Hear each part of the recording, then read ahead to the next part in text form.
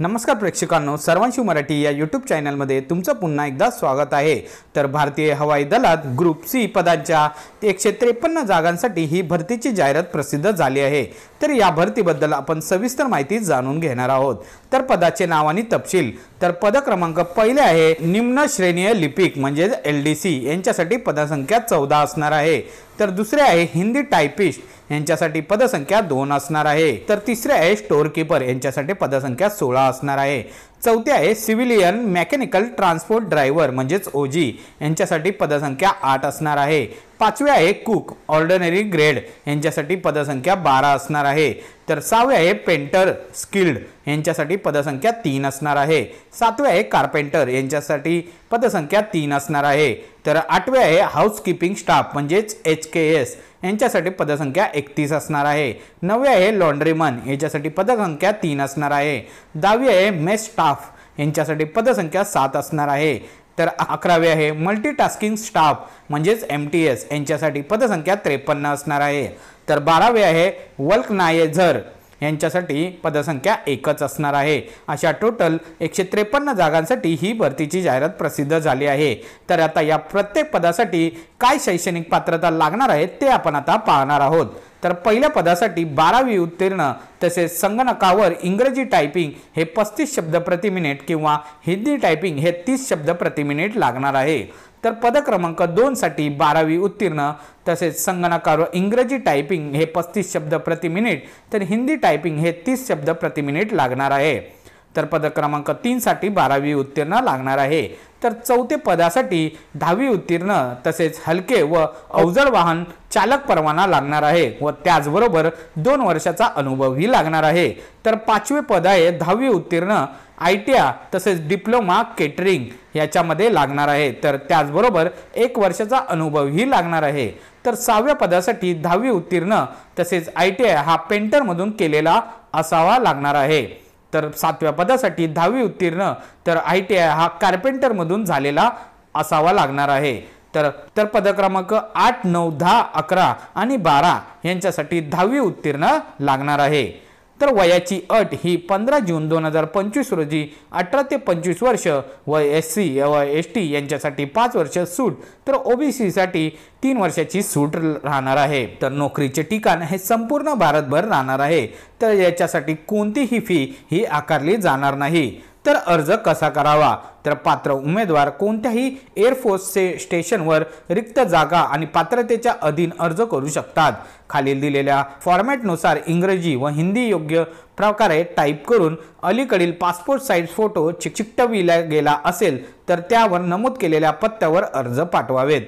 अर्जदारांनी लिफाफ्यावर स्पष्टपणे नमूद करावे की application for the post of आणि अँड कॅटेगरी असे लिहून अर्जासोबत सेल्फ ॲड्रेस लिफाफ्यासोबत ₹10 टपाल तिकीट विधिवत चिकटवलेले असावे।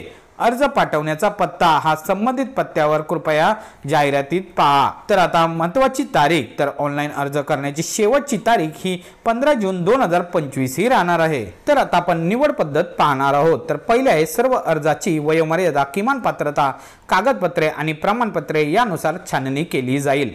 त्यानंतर पात्र उमेदवारांना लेखी परीक्षेसाठी कॉल लेटर ही दिले जातील। दुसरे पात्र उमेदवारांना लेखी परीक्षेला बसणे आवश्यक असेल। लेखी परीक्षा किमान शैक्षणिक पात्रतेवर आधारित असेल। तिसरे लेखी परीक्षेचा अभ्यासक्रम तर त्यामध्ये पहिले आहे की LDC किंवा हिंदी टंकण्यासाठी सामान्य बुद्धिमत्ता इंग्रजी भाषा व संख्यात्मक अभियोक्ता आणि सामान्य जागरूकता। तर दुसरे आहे AMTS HKS आणि लॉन्ड्रीमन मेन स्टाफ आणि वल्कनायझरसाठी सामान्य बुद्धिमत्ता आणि तर्क संख्यात्मक अभियोग्यता सामान्य इंग्रजी व सामान्य जागरूकता राहणार आहे। तर तिसरे आहे इतर सर्व ट्रेड व पोस्टसाठी जनरल इंटेलिजन्स अँड रिझनिंग तसेच numerical aptitude general English general awareness व ट्रेड तसेच पोस्ट संबंधित प्रश्न विचारले जाणार आहेत। तर चौथे आहे प्रश्नोत्तरे इंग्रजी आणि हिंदीमध्ये असतील। पाचवे आहे आवश्यक संख्येतील उमेदवारांची निवड केली जाईल आणि लेखी परीक्षेतील गुणवत्तेनुसार किंवा श्रेणीनुसार जेथे लागू असेल तेथे कौशल्य व्यावहारिक चाचणीसाठी बोलावले जाईल। पाचवे मार्किंग सिस्टम खालीलप्रमाणे असेल। त्यामध्ये पहिले आहे लेखी चाचणी 100% वेटेज फक्त पात्रता। दुसरे आहे कौशल्य व्यावहारिक शारीरिक चाचणी. 6वे आहे निवड उमेदवारांनी मूळ प्रमाणपत्रे अर्जासोबत जोडलेल्या परिशिष्टांच्या प्रती आणाव्यात. तर 7वे आहे शेवटची तारीख. अर्ज स्वीकारण्याची शेवटची तारीख ही जाहिरातीत प्रसिद्ध झाल्यापासून 30 दिवस आहे. तर अर्ज कसा करावा, तर पात्र उमेदवार रिक्त जागा आणि पात्रतेच्या अधीन राहून त्यांच्या पसंतीच्या वरीलपैकी कोणत्याही हवाई दलाच्या स्टेशनवर अर्ज करू शकतात. एम्प्लॉयमेंट न्यूज रोजगार समाचार मध्ये ही जाहिरात प्रकाशित झाल्यापासून 30 दिवसांच्या आत खालील कागदपत्रांसह दिलेल्या नमुन्यांनुसार अर्ज संबंधित हवाई दलाच्या तळावर तुमच्या पसंतीनुसार पोहोचवावेत. त्यामध्ये पहिले आहे अर्जासोबत शैक्षणिक पात्रता, वय, तांत्रिक पात्रता, बेंचमार्क, अपंगत्व असलेले व्यक्ती, अनुभव प्रमाणपत्र आणि जात प्रमाणपत्र इत्यादीच्या सर्व कागदपत्रे स्वयं साक्षांकित असावीत. दुसरे, जर ओबीसी उमेदवारांना त्यांच्या राखीव कोट्यावर नियुक्ती दिली गेली तर त्यांची जात केंद्रीय ओबीसी यादीत समाविष्ट करावी, कारण केवळ केंद्रीय यादीत समाविष्ट असलेल्या जातींचेच उमेदवाराच केंद्रीय सेवामध्ये नियुक्तीसाठी पात्र आहेत.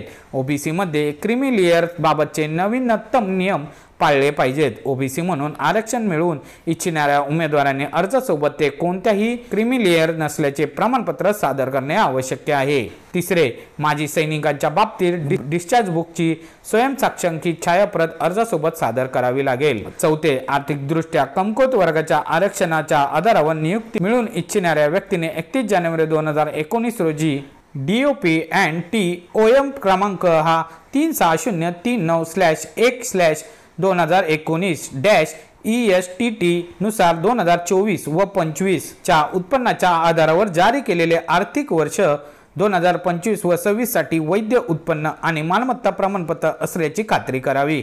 उदाहरणार्थ, जर शेवटची तारीख ही 30 एप्रिल 2025 असेल तर उत्पन्न आणि मालमत्ता प्रमाणपत्र हे 24 व 25 च्या उत्पन्नाच्या आधारावर 25 व 26 च्या आर्थिक वर्षासाठी वैध असले पाहिजे. पाचवे, 10 ऑगस्ट 2022 रोजी DOP&T OM क्रमांक 29-6/2019-DD-3 नुसार PWBD उमेदवारांना लेखक म्हणून काम करण्याचा पर्याय लागू असेल. 6वे, DOP&T OM क्रमांक 14020/1/2014 अंदाजानुसार दिनांक 22 एप्रिल 2015 चे PWBD उमेदवार लिपिक पदासाठी पात्र आहेत, ज्यांना 15 वेळा टायपिंग करण्यास अक्षम असल्याचे प्रमाणित केले आहे, त्यांना टायपिंग चाचणी उत्तीर्ण होण्यापासून सूट दिली जाऊ शकते. टायपिंग चाचणीतून सूट मिळण्यासाठी PWBD उमेदवारांनी परिशिष्ट 2 नुसार विहित नमुन्यात वैद्यकीय प्रमाणपत्र सादर करून त्यांचा दावा सिद्ध करावा.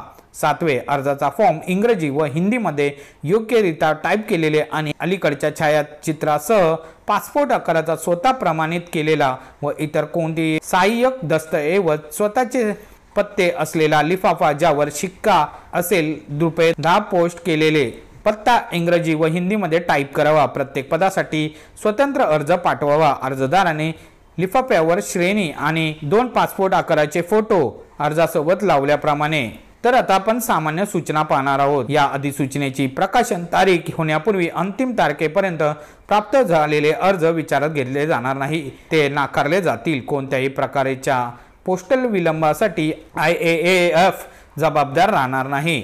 दुसरे, अर्जाची वयोमर्यादा, किमान पात्रता, कागदपत्रे आणि प्रमाणपत्रे यानुसार पूर्व तपासणी संबंधित युनिटकडून कॉल करण्यापूर्वी केली जाईल. तिसरे आहे, परीक्षा कौशल्य व्यावहारिक शारीरिक चाचणी केंद्राची माहिती उमेदवाराला योग्य वेळी दिली जाईल. अर्ज पाठवलेल्या ठिकाणापेक्षा केंद्र वेगळे असू शकते. हे केवळ प्रशासकीय सोयींसाठी केले जाते. चौथे, लेखी परीक्षा कौशल्य व्यावहारिक शारीरिक चाचणीला उपस्थित राहण्यासाठी कोणताही DTA दिला जाणार नाही. 5वे, निवडलेल्या उमेदवारांना अखिल भारतीय सेवा दायित्वाच्या अधीन राहावे लागेल. 6वे, केवळ मूलभूत निवड व निकष पूर्ण केल्याने एखाद्या व्यक्तीची चाचणी कौशल्य व्यावहारिक शारीरिक चाचणीसाठी बोलावले जाण्याचा अधिकार आपोआप मिळत नाही. 6वे, उमेदवारांनी मूळ प्रमाणपत्रे आणावीत. उदाहरणार्थ, कौशल्य व्यावहारिक शारीरिक चाचणीच्या वेळी SC, ST, OBC, PWD शैक्षणिक पात्रता, तांत्रिक पात्रता आणि अनुभव प्रमाणपत्रे. सदर कागदपत्रे प्रमाणपत्राची वैध निश्चित करण्यासाठी महत्त्वाची तारीख अर्ज प्राप्त होण्याच्या शेवटच्या तारखेला किंवा त्यापूर्वी असेल। 7वे, सर्व श्रेणीसाठी एकाच वेळी चाचणी घेतली जाईल। उमेदवारांना कोणत्याही श्रेणीसाठी उपस्थित राहायचे आहे हे ठरवण्याची जबाबदारी अर्जदाराची स्वतःची असेल। जर परीक्षा एकाच तारखेला घेतल्या गेल्या तर एकापेक्षा जास्त श्रेणीसाठी अर्ज करणाऱ्या उमेदवारांसाठी वेगळी परीक्षा घेतली जाणार नाही। 8वे, संबंधित हवाई दल स्थानकाच्या air officer, commanding station commanding ऑफिसरला कोणतेही कारण न देता कोणताही अर्ज नाकारण्याचा अधिकार आहे। त्याचप्रमाणे संबंधित कमांड युनिटला निवडीपूर्वी कोणत्याही वेळी कोणत्याही AAF स्टेशनवरील रिक्त पदांची संख्या किंवा आरक्षण स्थिती बदलण्याचा अधिकार आहे। तर प्रेक्षकांनो, तुम्हाला दिलेल्या माहितीच्या आधारे अर्ज नक्की करा आणि हा व्हिडिओ आवडला असल्यास आपल्या या YouTube चॅनलला लाईक, शेअर आणि सबस्क्राइब करायला मात्र विसरू नका। तोपर्यंत धन्यवाद।